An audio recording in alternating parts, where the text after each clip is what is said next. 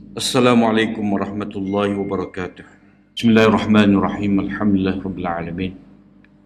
Salatu wassalamu ala asyrafil anbiya'i wal mursalin nabiyina Muhammad wa ala alihi wa sahbihi ajma'in. Allahumma alimna ma yanfa'una wanfa'na bima 'allamtana. Allahumma faqihna fid din wa 'allimna at-ta'wil. Wa zidna 'ilman ya rabbal alamin. Rabbi shrah li sadri wa yassir li amri wahlul 'uqdatam min lisani yafqahu qawli. Subhanaka la 'ilma lana illa ma 'allamtana innaka antal alimul hakim wa la haula wa la quwwata illa billah. InsyaAllah kita pagi ini sambung lagi perbincangan kita daripada apa yang telah kita sentuh pada iaitu aspek kemujizatan Al-Quran. Aspek yang pertama ni kemujizatan Al-Quran dari sudut al-bayan ataupun dia panggil i'jazul bayani. I'jaz dari segi bayan ataupun lughah dari segi bahasa. Nota insya-Allah petang ni boleh dapatlah ataupun pagi esok. Kemujizatan Al-Quran dari sudut bayan ialah aspek yang tidak tertanding oleh manusia pada bahasa atau penyampaian. Padanya di antara benda yang menjadi bukti lemahnya manusia terpaksa akur bahawa mereka tidak dapat menghasilkan satu surah yang seperti Al-Quran. Dari segi kelemahan tadi, dari segi manusia itu sendiri, kemampuan berbahasa dia, kemampuan dia untuk mengungkapkan satu benda. Jadi kadang-kadang kita ni lemah untuk kita kata bercakap bila mana berlainan bahasa. Walaupun kita ada belajar bahasa tu, walaupun kita ada belajar satu bahasa, bila bertemu dengan orang punya bahasa tadi, kita belajar bahasa Arab, bertemu dengan orang Arab, mulalah jadi gelabah. Kita nak sebut dalam bahasa Arab tu bik bahasa Inggeris, tu bik bahasa Urdu. Itu maknanya manusia ada ketidakmampuan ataupun ada kelemahan dari segi berbahasa. Bila mana dia bahasa tu tidak bahasa dia sendiri, tidak bahasa ibunda dia, dan bila bertemu dengan orang dalam bahasa tersebut, dia tidak mampu nak memilih kalimah yang sesuai ataupun dia nak menyusun kalimah tadi bertepatan dengan nahwu tata bahasa bahasa tersebut. Ataupun kadang-kadang kita, contoh orang Kelantan, orang London, kita orang Kelantan ni bila cuba bercakap di luar, bercakap di luar, jadi kita kadang-kadang kita nak sebut satu benda, kita sebut tu tidak kena pada penggunaan sebenar. Macam kita kata tali tengkak, tali tengkak. Dia nak kata apa, perkataan dia tu jadi tidak mari perkataan tersebut. Tak muncul dalam fikirannya perkataan tersebut. Ini ia membuktikan kelemahan jin dan manusia dengan kudrat mereka untuk menciptakan sesuatu seperti Al-Quran. Maknanya manusia ni ada kudrat, tapi kudrat dia tidak mampu. Kalau kita kata langsung tidak ada kudrat tu, itu seolah-olah dicabar kepada orang lemah. Itu tak berapa sesuai.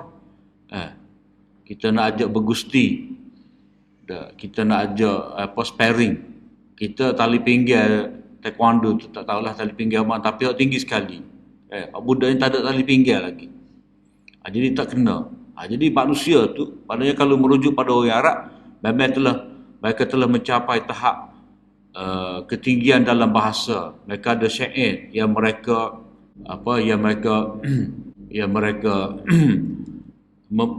bertanding, yang mereka masing-masing berlomba menunjukkan kehebatan mereka. Jadi mereka tidak mampu untuk membawa satu yang serupa dengan Al-Quran dari sudut perbicaraan, pengucapan dan keterangannya. Mana kalimah nak guna, ayat yang nak guna, bahasa bunga-bunga, itu manusia tidak mampu. Kalimah bayan ini yang kita katakan sebagai kemujizatan Al-Quran dari sudut bayan ataupun ijazul bayan ini, bayan itu sendiri berarti keterangan atau penyampaian yang jelas. Allah Ta'ala berfirman, "Hadza bayanul linnasi wa hudan wa mau'izatun lil muttaqin." Al-Quran ini adalah penerangan kepada seluruh umat manusia dan petunjuk serta pengajaran bagi orang-orang yang hendak bertakwa. Jadi itu dikatakan bayan. Sebab itulah tabligh ni dia guna istilah bayan bila dia nak bagi kuliah. Dia ambil sinilah bayan. Allah menamakan Al-Quran sebagai bayan, iaitu satu penjelasan yang terang kepada manusia yang dapat memimpin dan menasihati mereka, supaya mereka tu tidak tersesat, mereka tu dapat keluar daripada kegelapan dan kejahilan.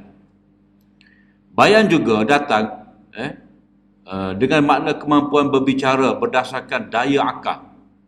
Mana bayan ni, manusia boleh bertutur, berbicara kerana dia diberikan akal, mana dia dapat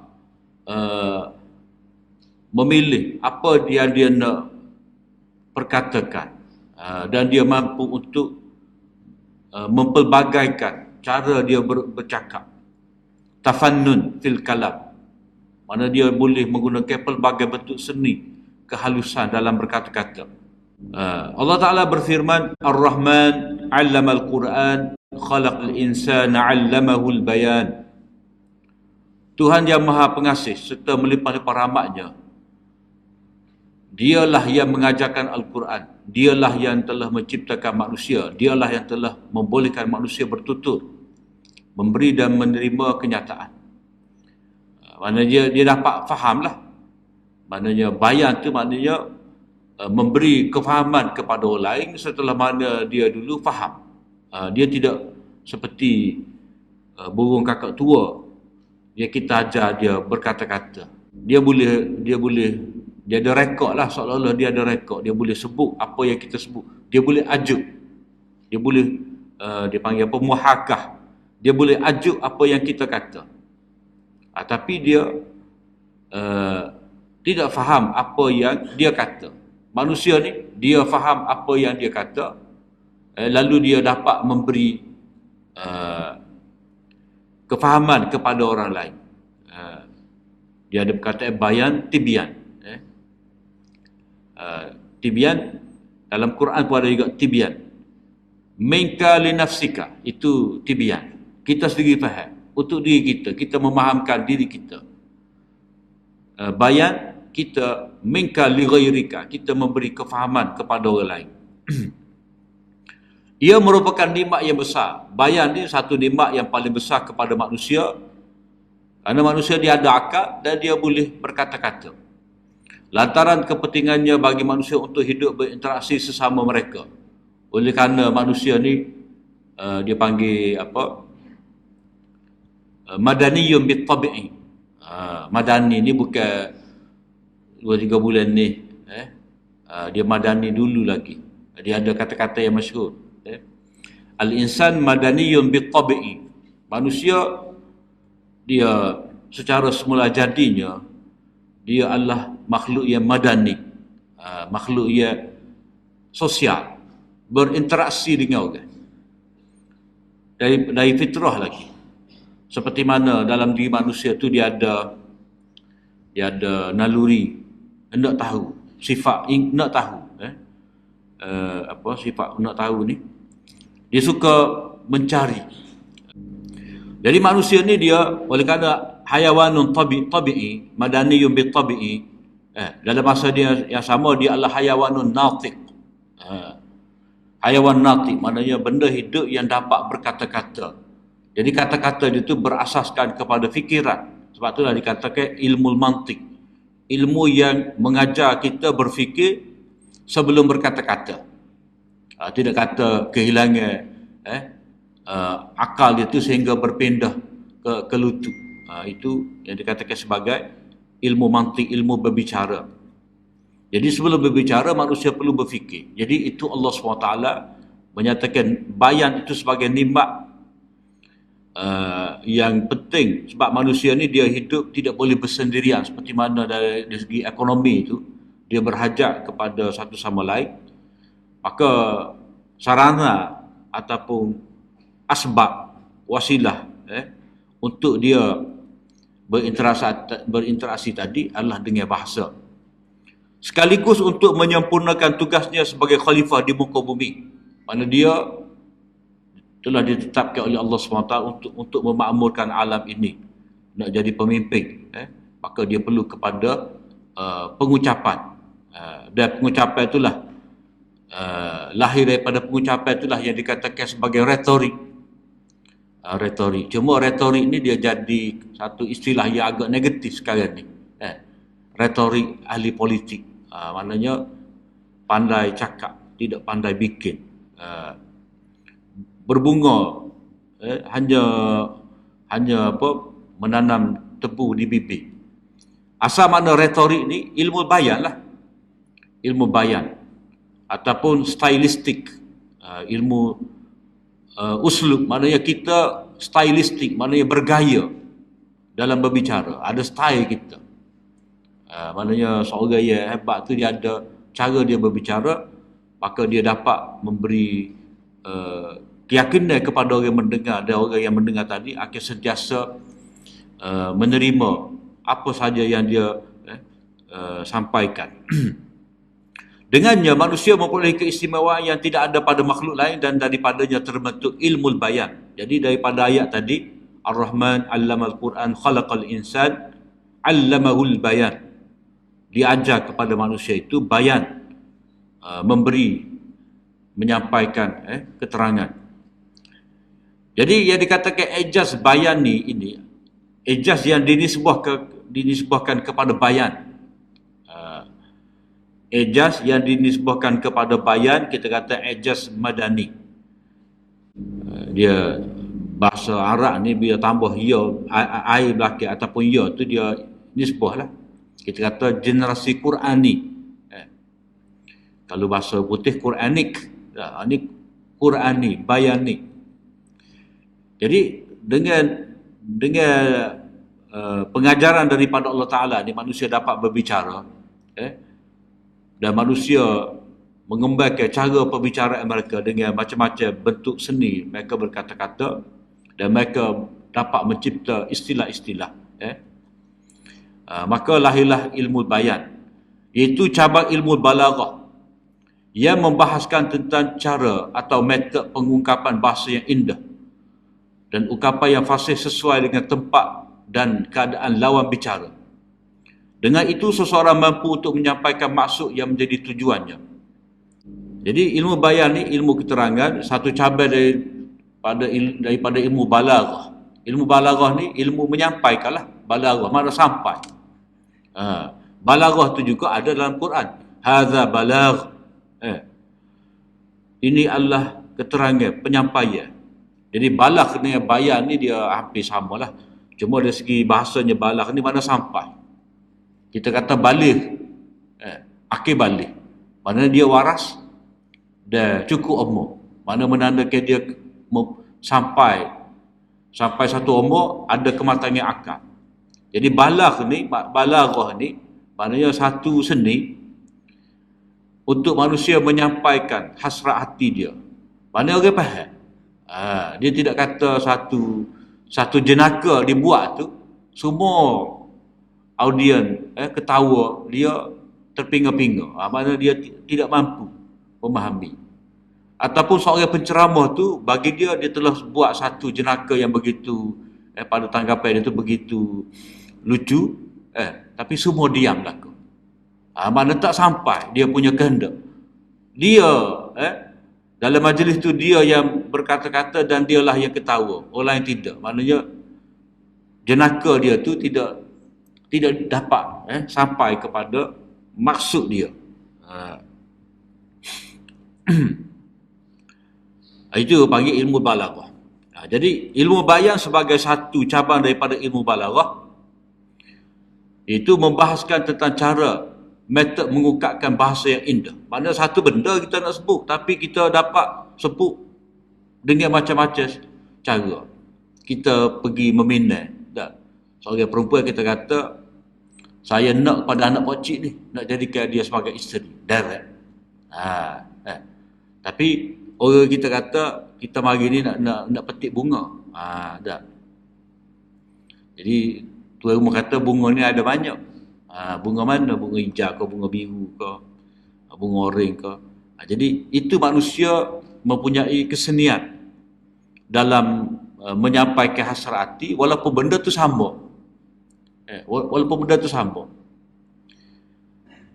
Dan benda ni dia macam apa? Kita lapar lah contoh. Kalau kita kata lapar, kalau tulis novel, tulis cerpen, tulis saya lapar, dia tidak ada nilai. Dia kena kata perut berkeroncong. Keroncong apa rimak tahu? Keroncong tu. Orang sebelah kata panjang tu dia kata perut dia kecek siap. Perut dia kecek siap. Hoha bunyi. Mana dia nak sebut dia lapar. Kalau dia kata lapar saja, jadi itu maknanya percakapan biasa. Tak ada nilai. Tak ada bunga, tak ada seserai. Orang Urdu pula kata perut saya baca qul huwallahu ahad. Perut dia baca qul huwallahu ahad. Jadi bila baca qul huwallahu ahad tu maknanya celah lapar. Metode pengungkapan bahasa yang indah dan ungkapan yang fasih.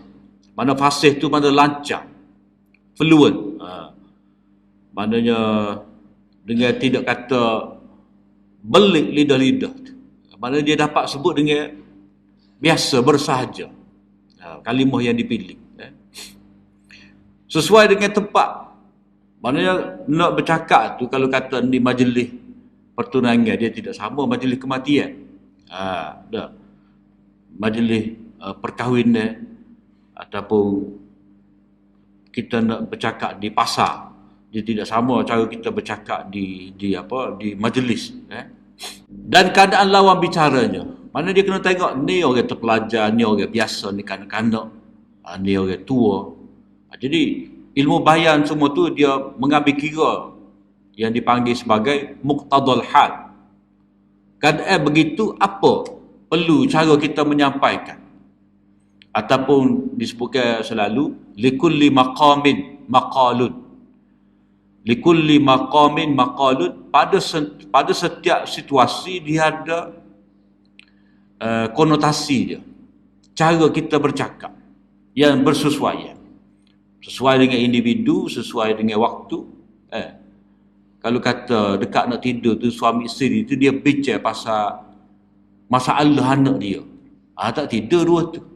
Sebab apa? Sebab baru nak letak kepala nak jenera, tiba-tiba mari kacak benda yang merusikan, tak sesuai.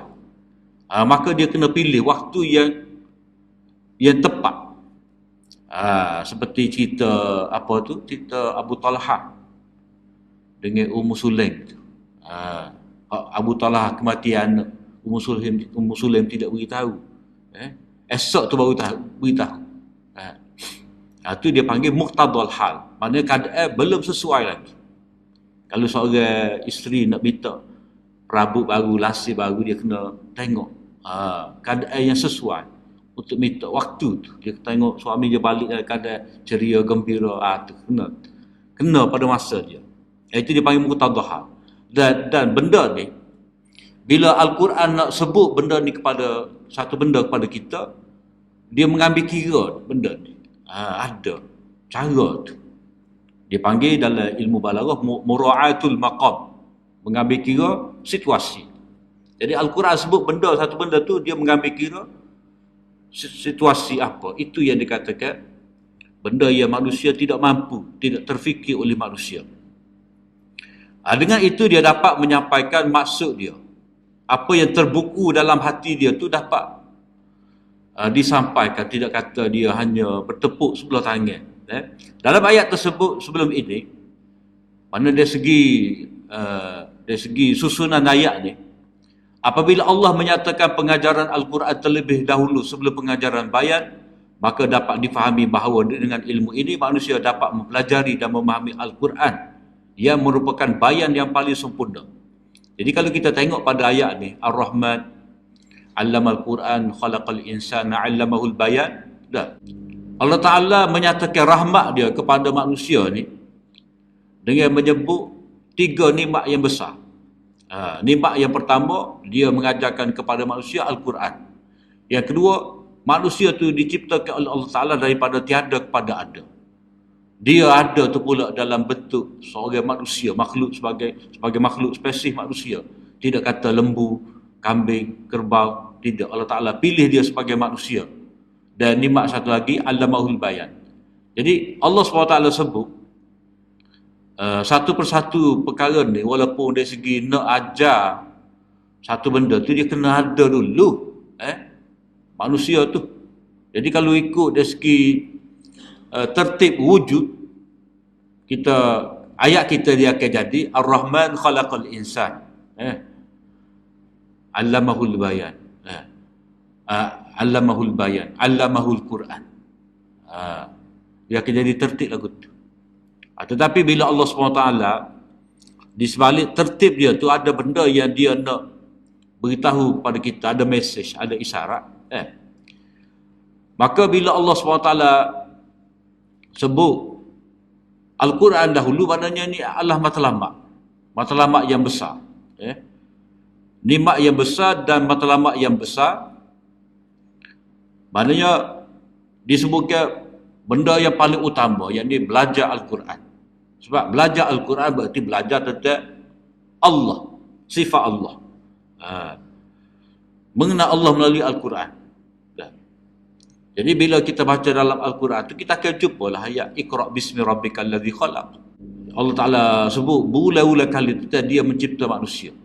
Jadi untuk faham Al-Quran, untuk faham tentang penciptaan manusia, maka Allah Ta'ala ajar kepada manusia bayan.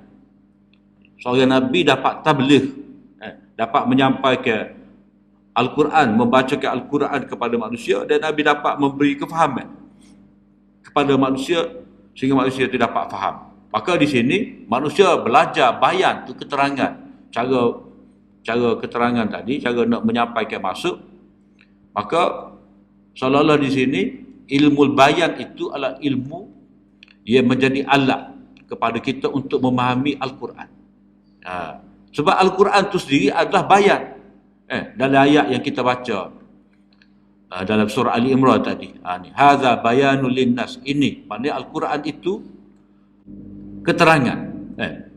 Jadi untuk faham Al-Quran yang bersifat bayan, maka ilmu bayanlah yang kita perlukan. Sebab apa? Sebab kita nak tahu gaya, cara, style satu ayat itu Allah Ta'ala wahyukan kepada kita, barulah kita mendapat kefahaman. Jadi dengan dengan ilmu inilah manusia mempelajari dan memahami Al-Quran, yang mana Al-Quran itu merupakan bayan yang paling sempurna, bayan yang paling jelas. Sudut kemujizatan Al-Quran yang paling agung adalah dari aspek ijaz bayani, kerana ia berada secara teratur. Jadi teratur ni nazam lah dia panggil, nazam. Jadi teratur tu seperti kita tengok ayat tadilah, Ar-Rahman 'allamal Quran, khalaqal insan, 'allamahul bayan. Jadi teratur molek. Jadi apa yang Allah SWT nak sebut ni, ada dahulu, ada kemudian, takdim wa takhir. Dan di sebalik apa yang kita nak sebut dulu, apa nak sebut kemudian tu, dia ada maksud. Seperti kita masuk satu hypermarket lah. Kita masuk hypermarket, apa dia letak dulu barang? Barang dia letak. Dia letak kasut dulu kau. Dia ada tempat-tempat dia letak tu. Kat mana dulu kita masuk tu, kat mana terakhir. Tak. Kalau pasar raya tu mula-mula letak depan ikan kering ke apa semua, ada belacar. Tak lagi orang jaga kaunter tu sebab dekat sangat dengan dia. Orang pun jadi itu. Dah oleh kerana benda tu benda yang berbau, dah benda tu stok dia tu dah kena ditambah selalu. Jadi dia kan tentulah dia mesti dekat dengan pintu. Pintu tu, itu cara manusia meletak barang. Cara manusia letak barang lagu tu lah. Jadi dalam kalam Allah, dalam Al-Quran ini, ada apa yang disebut dahulu, disebut kemudian, yang kita panggil sebagai nazam itu. Nazam itu. Dipilih satu kalimah. Ataupun ada kalimah tu dalam bentuk nakirah, dalam bentuk ma'rifah, ada kalimah tu dalam bentuk jamak, dalam bentuk mufrad. Itu semua ada sebab-sebab. Kadang-kadang digunakan fa'il madhi, past tense. Kadang-kadang digunakan fa'il mudhari' ataupun present tense. Jadi ada sebab Allah Ta'ala gunakan setiap satu daripada kalimah tadi. Jadi sudut ni adalah paling kuat sekali kerana ia berada, maknanya aspek ini sentiasa wujud, teratur dalam semua tempat dalam Al-Quran, sama ada dalam surah yang panjang atau pendek. Maknanya kemujizatan Al-Quran dari sudut bayan, dari sudut penyampaian ni akan didapati dalam surah yang paling panjang, Baqarah, Ali Imran, An-Nisa, Al-A'raf. Dan ada juga dalam surah yang tiga ayat. Seperti Al-Kautsar, 3 ayat. 3 ayat tu pun cara penggunaan kalimah, cara Allah SWT sebut satu persatu tu, dia mempunyai nilai bayan dia. Juga pada ayat panjang atau ayat ringkas. Ayat panjang ni ayat mudayanah tu lah. Ayat muka surat terakhir dalam surah Baqarah. Ya ayyuhallazina amanu idza tadayantum bidainin ila ajalin musamman faktubu. Panjang ayat. Panjang ayat. Ayat hutan ni panjang. Itu panjang Allah Ta'ala wahyu ke ayat hutan tu sebab apa? Sebab cerita hutan ni panjang. Cerita hutan ni panjang.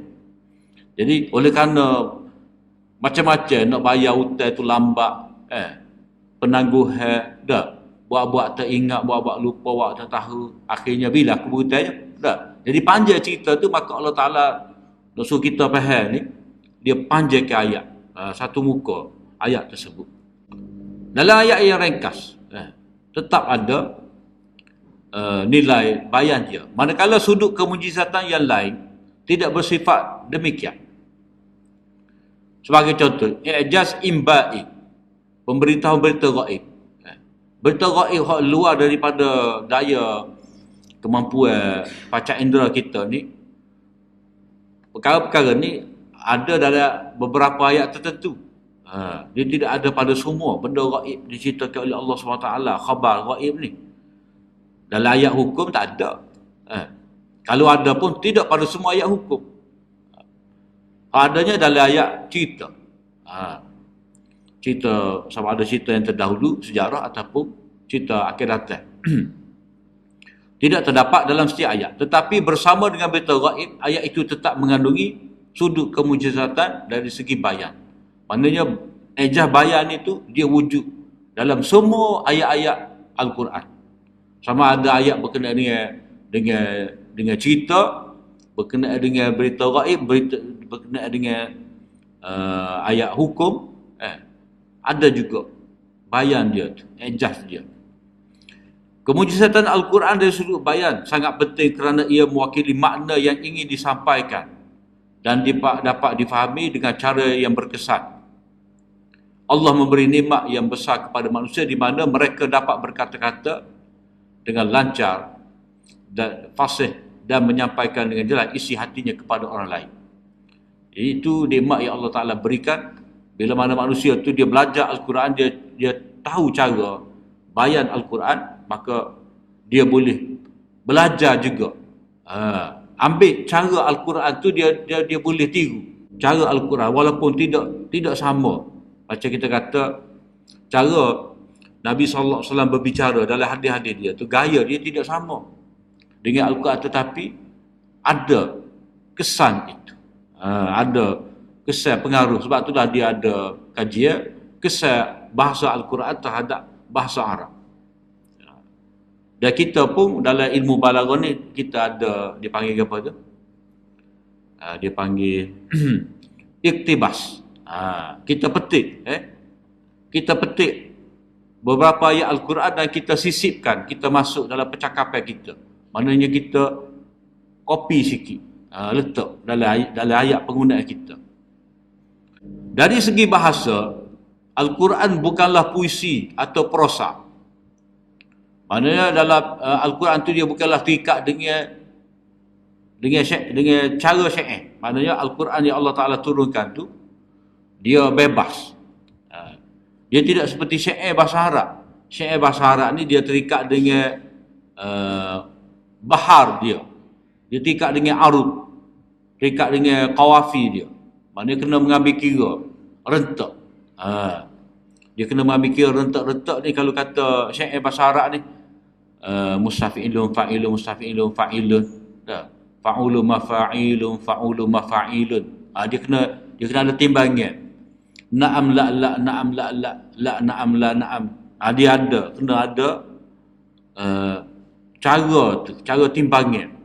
Maknanya untuk menjadikan satu syair yang berkualiti, penyair tadi dia kena pilih perkataan dan dia kena sesuaikan rentak. Dan rentak tu mesti dia jaga. Daripada awal syair sampailah lengkap satu qasidah yang dia nak karang, dia tulis. Jadi dia terikat. Sehingga kalau syair dia tu lari daripada rentak, kita kata syair bahagian 3 bait yang pertama, dia guna bahar kamil. Tiba-tiba dia tukar kepada bahar tawil ataupun bahar basit. Tu tak kena. Maknanya tak ada kualiti syair dia. Mana dia tidak mampu menyusun mencari kalimah, dia susun mengikut rentak qawafi. Maknanya dia tak ikut. Dia panggil acuan dia. Dia kena letak mengikut acuan dia. Jadi bila lari pada acuan, saya ingatlah. Jadi Al-Quran tu dia bukan jenis puisi prosa, tidak. Yang mana dia terlalu terikat daripada awal sampai akhir dengan rentak. Tetapi ia mengandungi sifat-sifat indah kedua-duanya. Jadi apa yang menjadi keindahan dalam percakapan orang Arab, sama ada dalam syair mereka, dalam khutbah mereka, dalam surat mereka, dalam perbualan mereka, semua tu ada pada Al-Quran dan Al-Quran mengatasi. Sehingga ia lebih elegan daripada puisi dan lebih fasih daripada prosa. Apabila Al-Quran dipandang dari sudut kesusasteraan bahasa Arab, sama ada dari sudut bunyi, bunyi suara, maknanya sebutan tu sudah memberi tarikan, sudah mengejutkan. Tilka idzan qismatun dhiza. Itu adalah satu pembahagian yang tidak adil. Tekan dhiza. Jadi bukan kata tilka idzan qismatun ghairu adilin, ghairu adilah, tidak. Dia mari kata dhiza. Sebab orang kafir Quraisy dia buat pembahagian dengan Tuhan. Anak lelaki hak kita, anak perempuan ni untuk engkau ya Allah. Syirik mereka tu. Mereka syirik, mereka kata Allah Ta'ala ni ada anak-anak perempuan, yang ni malaikat. Lepas tu mereka tu kata mereka nak anak lelaki. Jadi kalau mereka dapat anak lelaki, mereka sifat dah. Kalau mereka dapat anak perempuan, mereka jadi terhina, mereka pun tanam hidup-hidup. Jadi dalam masa yang sama mereka kata Tuhan ni ada anak perempuan. Jadi pembahagian lagu tu adalah pembahagian yang tidak adil sama sekali. Maknanya hak molek tu ambil ke dia, hak tak molek dia benci tu dia beri pada Allah. Jadi Allah Ta'ala kata itu adalah pembahagian yang tidak adil. Maknanya tak betul. Salah pembahagian tu. Jadi Allah Ta'ala mana ada anak. Dia tidak layak untuk ada anak. Lepas tu kamu pula dengan ketidaklayakan Allah Ta'ala tu ada anak, kamu pula kata Allah ada pula anak perempuan, yang ni para malaikat. Itu jadi guna perkataan dhiza tu satu perkataan yang mengejutkan. Maknanya kalau baca tu orang yang faham tu dia tahulah. bila kalau kata imam baca tu dia ada tekan sikit, maka kejulah makmum hak jenera tu. Sebab apa? Sebab penekanan tu. Tu ataupun bila kita baca tu kata bapa sini kalimah ni pelik sikit ni, tekan lebih sikit, tidak nampak lembut, maka ada satu maksud di situ, ada kesesuaian dengan apa yang nak dikatakan. Dari segi balarah, kefasihan, ritma pada hujung-hujung dia tu. Maknanya kalau kita baca surah Taha tu dia ada hujung dia. Ma anzalna 'alaikal Qur'an litashqa illa tazkiratan liman yakhsha. Dia rima dia hujung dia tu lembut sedap kita dengar. Juga dari sudut tajwid yang merupakan kajian cara membaca Al-Quran. Cara kita dengung apa semua. Maknanya benda tu bila kena molek, tepat izhar kita izhar, tepat ikhfa kita ikhfa. Tepat kalimah tebal kita baca tebal, kalimah tinggi kita baca dengan tinggi mengikut dia. Maka itu semuanya comel, indah belaka. Jelas ia memiliki gaya yang indah dan menakjubkan. Oleh kerana seni bahasa Arab begitu kaya, seni bahasa Al-Quran seni bahasa Al-Quran begitu kaya, penterjemahan Al-Quran ke bahasa yang lain akan menghilangkan nilai sastra yang ada di dalamnya. Maknanya kalau orang tu tak say baca Quran hak asal, dia nak baca terjemahan sebenarnya dia telah kita kata jadi tawar, telah tawar dah hak asal kari dah, asalnya kari kepala ikan, tapi bila letak segala jenis sayur jadi dalca dah lah. Tak ada dah nilai kari tu, tak asal. Jadi nilai sastra yang ada dalamnya hilang, yang mana yang mungkin suka ditemui padanannya dalam bahasa lain. Mana nak ganti satu kalimah tu, nak ganti kita nak terjemah tu payah. Sebab itulah terjemah Al-Quran ni bila satu bangsa tu nak terjemah Al-Quran, dia bukan satu benda yang mudah. Sehingga untuk satu bahasa tu berpuluh-puluh terjemahan yang ada. Bahasa Melayu berapa ada, banyak dah. Tak sekira lah dia ubah tu sebab dia tak puas hati dengan manhaj pengarah dia tu, penterjemah. Dari segi bahasa tu, bahasa Inggeris ada berapa terjemahan, sentiasa ada. Sapala ni ada siapa, walaupun telah diterjemahkan sebelum pada ni, tapi sentiasa ada terjemahan. Dan bila nak terjemah Al-Quran ni, dia kena waktu big belaka. Kena waktu big belaka tu maksud dia kita belajar bahasa Arab ni, bahasa Quran ni bahasa tinggi dah.